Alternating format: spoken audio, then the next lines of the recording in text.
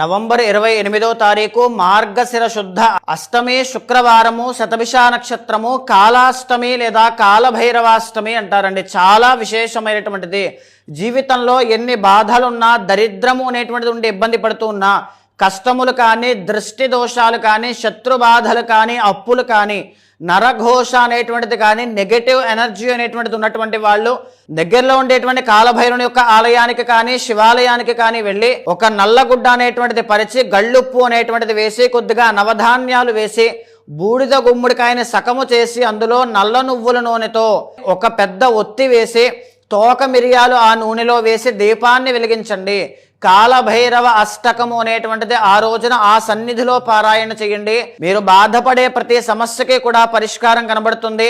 ఏ అప్పులు కానీ, నరఘోష కానీ, శత్రుపీడ కానీ, నెగిటివ్ ఎనర్జీ కానీ, పిశాచ బాధలు కానీ ఏమున్నా సరే అవన్నీ కూడా